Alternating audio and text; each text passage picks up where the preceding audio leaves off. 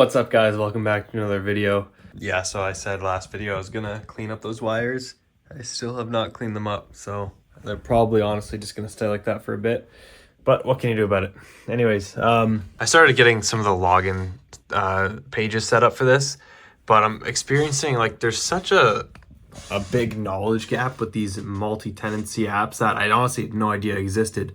And it's just taking me a really long time to understand how the subdomain routing works. And I think I got that figured out with like loading projects, because basically I want to handle all, and this is just based off of seeing other apps that do this, all the logins at auth.localhost or at the auth subdomain. The auth or the login and sign up will be there, and then forgot your password, all that. But when I log in here, I want to go to a home page, and on that home page you can just, for now, just see the projects you own or you're a part of. And then you click on one of the projects, and that's not on a subdomain, that's just domain/home. So it goes from auth subdomain to non-subdomain, and then when you click on one of the projects or whatever, then it goes to that project dot and then subdomain. So I got the part working where you can pretty much get, like, you can load up on a subdomain and it will pull in the project data. But what I'm struggling with is using authentication or SUA-based authentication to persist the sessions through subdomains. So basically, whenever I have it on, if I log in here and I redirect to another auth page, it'll work. The session will be fine. But the moment I switch subdomains, it loses the session. So I know there was a way to like almost hack together a solution to make that work, but I don't know if it, like, I can't get it to work. So I might have to look into another auth solution. And I was gonna use Kind, but I think there was something, I can't even remember off the top of my head why, but there was something else that I wouldn't work with that or something. I honestly forget why I stopped using that, but there was something, maybe it had to do with the custom login pages or something like that, but there was a reason why I didn't. So yeah, I might look for something else to switch to. The reason it would have been nice to stick to SUA-based auth was that I know a lot of multi-tenancies, they do it based on organization. So you sign up to your organization, and the organization's auths, like all the users, are separate. And it makes sense for B2B like customers, you want that to be separate, but all under one database. But for my thing, like if I'm planning on doing like profiles where you can see all the products that you've contributed to, it makes sense to just have it all branched under one. So if you go to notibly.echospace.app and you create an account or whatever, that should be good for any like app that uses this. So that's at least the thought process I'm going with now. I have no idea if I'm going to change that down the line. Hopefully not, because I don't want to rework a lot of it. But that's what I've been stuck on now. So I don't know if I'm going to give it like one more shot, because it's something about sending the cookies through it. Like there's a way to do it. I just am not doing it right. And there's not people that are talking about it in like GitHub issues. They're not specific to, they're either outdated or they're not doing exactly what I'm trying to do. So yeah, I'm gonna give it one more day of trying to figure it out today, and if I can't get it, then I'm gonna look into other auth providers and then see if they will handle it better. But yeah, I don't know, we'll see. It'd be nice to get this set up so I can finally log in, and then after the login, it's like you're home free pretty much. So that's honestly all I've done, is just the login and trying to get that set up. So it would be very nice to wrap that up for sure. Also, I've been getting a lot of Instagram DMs and even some comments about like how I learned to code. And honestly, the best way, because I was self-taught, I didn't really, in school I did computer engineering, but it didn't talk about web development at all. I started learning web development on my own, and actually these are the first two books I ever got. So I had no web development knowledge, some programming knowledge, with Python or whatever, but nothing from web development. So I got this one first, read this full book, got this one. I probably only read 100 pages from this one, and then I just stopped. And then, because it was good where you could get a basic knowledge, but honestly, I would rather apply it and choose something to apply it to. So pretty much right after that, the next thing I did was just find, like, because you want to get a good HTML, CSS knowledge first before you try to dive into JavaScript or even any frameworks. But the best thing that you can do is to learn HTML and CSS. It doesn't take you long to learn. But once you get the hang of it, you can start just picking any site and start cloning it. This could be like a simple Google search result page, literally any website, and just try to replicate it from like pixel perfect. And what you can do is, say you had a tab open, right? And this is the one you're replicating, just for an example, and have the other tab and try to like go back and forth and see how you can barely even tell the difference and you don't even know which is the real tab. That's usually what I did for fun.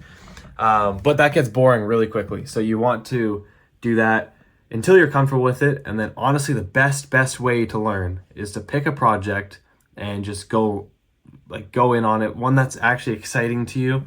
And it's going to be pretty daunting, but you'll learn as you go. I would maybe recommend a couple like React or whatever framework you want to learn, like see some sort of tutorials just so you can be exposed to it and understand what's going on so you're not completely blind. But the best way to learn when you have a decent foundation is to just pick a project that you're genuinely interested in, run into problems, and immediately apply it. Because that's the problem. Whenever, like especially in the school system, you learn all this information and you don't apply it immediately. The best way to do it is to be able to learn something and apply it right away. And when you're actually interested in learning something, it makes applying it that much easier because you're actually so motivated to find the solution to the one thing, and it'll be something that you're really trying to figure out. So it just makes the learning process so much easier. I had a course in the past where it was only like a cheap $20-$30 course or something on React or JavaScript, and the problem with that was I was just copying stuff down and I wasn't even learning anything. So, and part of that was because all the projects were kind of boring. So it was kind of nice to be able to jump into your own project, even if you don't finish it, just to jump in on it, and you're learning. You're pretty much forcing yourself out of your comfort zone and to learn everything you need for that project. I think personally that's the best way to go about it. Also, I just found out about this not too long ago. It's scrimba.com. Pretty much has a bunch of courses. Some are free, some are paid, but I think the idea is, as a beginner, you can get all the basic ones for free, so you don't have to pay anything. And then if you want, I guess, more advanced stuff, that's a part of their pro plan. But the one thing that was cool about this is that it's literally like it teaches you in an editor. So it has a video playing, but like you can live edit it. Then it'll give you challenges midway through, so you can like immediately apply it. I personally have never enjoyed following a course format. It just depends what works best for you. If you like the structure of, the roadmap of following a set, like, okay, learn this in sequential order. I know when you're like just starting out, it's hard to know where to start or what to go to next. So you can learn, honestly, everything you want for free. You don't have to pay for anything. But if you do like that structure, it is kind of nice to go on a platform like this or like some other creators courses, just to get that like structure of what to learn next and the roadmap of everything. But like I said, you can pretty much learn everything on YouTube for free or even online resources. But if you do want to give this a try, again, that's scrimba.com. I'll leave a link in the description too. Like I said, free to sign up. I have a link. All full disclosure, I get commission for it. But if you want to sign up to the pro plan, I think the link is 20% off if you use it. So by all means, if you like a structure, you want to give this a try, you can use the link in the description. But yeah, all right, I'm about to go for a run on the treadmill quickly, and then another day of battling this authentication stuff. So we'll see how it goes. So I just tested it, like I just deployed it and then tested it on production, and it works fine. So it's definitely something to do with the localhost domain. And I heard somebody say something that it doesn't work, like the cookies don't transfer, it blocks it or something. So I'm gonna have to look into that more, because now it sucks, because now I know it works, but I can't test it, or I can't even barely develop with that in mind now, because it won't work properly unless it's on production. So there's got to be a way around it. I don't know exactly what way that is, but yeah, gonna have to look into that more. It's 8:20 p.m. So gonna probably read for a little bit, and then we're supposed to have a huge snowstorm tonight. So probably not gonna go to the gym, but still gonna get up early, and I really want to finish this and get this, just the authentication stuff done, so I can move on to more fun things, like, please. But there's a bunch of things I'm gonna have to do still in the middleware. just for routing. Like there's so many different use cases, especially for when you're doing different subdomains, that you just have to make sure that things are redirecting. And I mean, I haven't used Next before really, so all this middleware stuff is like completely new to me. So it's been fun to learn, but at the same time, when you're stuck on something like this for so long, it starts to get a little frustrating. So yeah, anyways, I'll see you guys tomorrow.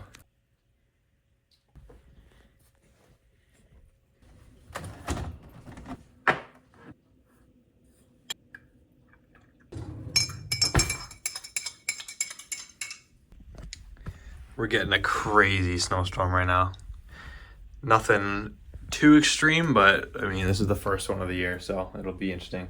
But anyways, it's about 10 a.m. Just still getting some work done for the job. Hopefully wrap this up eventually around 4 p.m. and then still got to figure out that authentication stuff.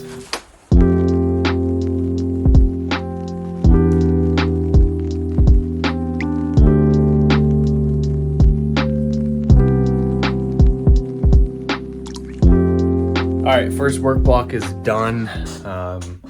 Gonna try to do one more before the end of the day, which is gonna be a little tough. My motivation or my focus is already dwindling a little bit. I asked for more time on one of the tickets thing, and then it was like a big deal that I asked for more time. Goes back to the last video. Not gonna let it bother me, but what can you do, right? Like development, it takes as long as it takes.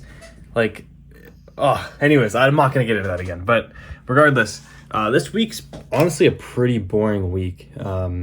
Since I'm just stuck on the authentication stuff, it feels like not a lot is happening, honestly. I think the break from Notibly is nice. Like I'm honestly kind of missing it a little bit, but maybe that's just because like there hasn't been much progress on the other app or other project I'm working on, so that I'm kind of just itching to make progress again. So yeah, it's been a slow last couple of days, but this is it. Like this is where I am 90% of the time if I'm not at the gym or with friends or anything. Like it's a very boring day to day. Like there's nothing crazy that happens. This is probably the fact it snowed was probably the most excitement that I've had the last couple of days. I think it's really hard to find, this is just something I was thinking about. It's really hard to find a good genuine balance between working hard, not working too hard, like still enjoying the moment and like not being too future focused. Like there's so much that goes into mindset that I find that the more you look into it, the harder you make it for yourself. And just partly because I see both sides, right? Like I think, if you really want something that's like arguably really difficult to obtain, you have to put in quite a lot of effort to receive it. Because if you think about it, there are thousands of people that want the exact same things as you. There's thousands of people, if not hundreds of thousands of people, that want to start their own SaaS companies. They want to do their own freelance thing, whatever you're doing, right? You're competing with so many people that will be willing to put in like so many more hours than you will. So on that end, it's almost like you do want to be working as hard as you possibly can.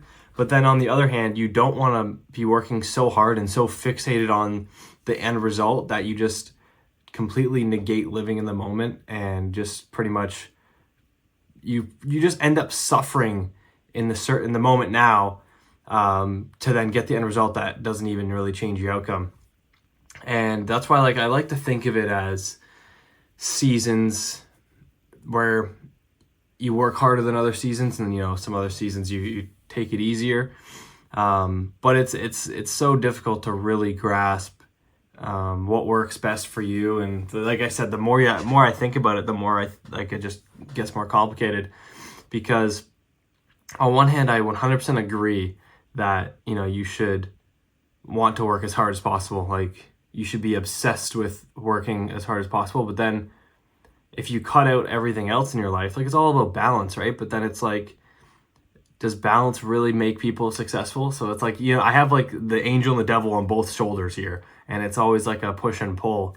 And even just genuinely enjoying the moment. Like I think recently I haven't been, because I've been so obsessed and putting so much focus and pressure on like the end result, which is a huge flaw. Like you shouldn't put the focus shouldn't even be on the end result at all. You should, use that as a guideline, but you shouldn't even really, after that, you shouldn't even really think about it. You should choose to where you want to go and then just obsess over what you can do now to get yourself over to that goal. I think in the book I'm reading now, it talks a lot about how you shouldn't obsess over end results, and more so just imagine that it's already done and you've already pretty much, you're going to get there. And then now all that matters is there's less pressure on you because, you know, you've chosen that it's going to happen. And then all your energy now can go right into like what you have to do today. And I think a lot of people that put a lot of pressure on themselves, you know, like how, you know, whether you can't relax or you just can't enjoy your free time, just having trust in the process that it's going to work out eventually, that if you just keep taking these daily actions, it helps relieve some of that pressure. Because if you think about it, that pressure comes from not achieving that end result faster, right? You're so fixated on the end result that you just create all this unwanted pressure that doesn't really help you in that many ways, versus if you just took that focus into what you need to do now to move the needle forward, you'll eventually get to that end result. And it's just, it's funny how if you get too fixated on that end result, it just creates pressure. And it's not like you're going to be moving faster because of that pressure. You're just creating unwanted stress that honestly doesn't help you. So it's good to almost, you know, choose where you want to go, choose the outcome you want to get to, but don't stress out too much about it. Don't obsess over the end result. Just pick wherever you want to go and focus on doing what you need to do today. And it helps relieve a lot of pressure. It doesn't seem like, you know, just trust the process. It doesn't seem like there's that much of a rush. And every step you'll just kind of see as you start doing the work, you have more energy now to put into doing the actions. And then the next step will just kind of reveal as you keep going, right? But I also think, you should be trying to put a lot of effort into enjoying every single moment that passes. Because that's what I find myself doing is, like, I'm at home, right? Living at home after being away from university for 5 years. Like, that's a long time to be away from university. Coming back, you know, some people think that it's like a downgrade or a step back. Personally, I just don't like the environment I'm in. Like, don't get me wrong, like, I love my family, but it's just not inspiring being back in your boring old hometown. But I noticed that I'm so fixated on wanting to move out and like fixated on getting to a point where I can move out that I'm just going to forget about all this time now. And I'm in a spot where I'm lucky enough to still even have my parents with me, that I think I'll look back. Well, I don't even think I know I'll look back and just take this time and notice that I took this time for granted. Like, I'll be like, why did I want to rush this time? Like, in my mind, I'm thinking, oh, I'm at home. I got to move out. But like, there's no point to constantly obsess over that, because eventually you're going to, whatever goal you have, eventually you're going to get there. Moving out, whatever, you're going to get there. But to constantly obsess over that, you just bring yourself out of experiencing things now and appreciating things now, that you're just going to take it for granted, and it's going to go by so fast. Life literally, every year, you guys probably know, every year goes by ridiculously fast, and I don't think you should rush it. It's something that I'm really trying to work on myself, is taking every moment and just genuinely appreciating it, because it's so easy to take it for granted. It's like finding that right balance of being content with where you are, but still wanting to strive for more, right? And not being too obsessed over achieving things, but still working hard. Like, it's literally, I don't know, such a hard thing to balance, but I think it's important because you don't want to be waiting to enjoy your life. Like, especially if you're thinking, oh, I'll be happy when I achieve this. I'll be content, or I'll feel better when I move out. If I have all this money, then I'll be happy. It's like you're just waiting, and you're just skipping out all the life you have now for the future outcome that's never really going to get there, because when you get there, you're going to obviously want something else. So it's like, to use that as a pedestal is just like it's a trap, honestly. It's a huge trap. Anyways, that's the mind dump for this video. Just something that was on my mind the last couple of days. Probably didn't make much sense. I know every time I talk, I just ramble on. But anyways, I gonna get some more work done here, and then I'll update you guys when hopefully that the authentication stuff's figured out. Hopefully. I honestly don't know what I'm gonna do next for it, but we'll see. Anyways, see you guys in a bit. All right, after lots and lots of Googling and AI help and, a lot of effort, I figured it out. Basically, you can set up with MK-cert is what it's called, MK-cert. And I guess you can, I still don't really know how it works, but you basically generate local certificates, I think, and you can set it to any domain you want. So now it's not localhost, so I just use example.com, but now when you're on the login page, it'll actually get redirected to the home now, which is a different domain. So, and you're logged in, like it works. So finally that is done. There's still some routes I need to clean up and make sure everything redirects properly and handle all those cases. But that was the hard part. I'm happy. I finished it late last night, but I was so happy finally just like getting that done. And next I have to do the Google authentication and forgot my password. I was going to save them, but I think I'm just going to get it over with because I want to just like get all the authentication routing done and then just forget about it, completely fresh slate. And one thing, like, I understand TypeScript to like a basic level. Like, I haven't used it a whole lot, but like it makes sense, defining your types and using, like, I get it. But when it starts getting into the API responses, that's when it starts to lose me a bit. And I think it gets a little bit complicated, especially when you're trying to use generated types. Like, I'm looking at the projects one here and it's like row, insert, update. Like, to me, this doesn't make any sense. Like, it just seems like there's so much going on. And I mean, maybe all this you don't really need, but I'm trying to like infer things properly. And I tried defining my project normally and they're just getting so many errors. And it's just something that makes me really not want to use TypeScript. But I know once I get the hang of it, I'll probably enjoy it a lot. And I think there's something that might help with that. Like, I think Prisma or Drizzle help with that, I think. Don't quote me on that. So I might look into that, but I don't want to add more things to it. So I might just see, the docs are garbage for Suva-based types, honestly. So I want to look into it a little bit more to see if I can find anything on that. I think once I get that going, I'm going to just build up the basic homepage, so you can create a new subdomain project and then just get that started and then go from there. So that's the update for now. I'm going to finish the workday, and then tonight I'm going to hopefully get a good chunk of work done on that. And yeah, it sucks to have to do the job for like the whole day and then you can finally work on it, but yeah, is what it is. Anyways, see you guys in a bit.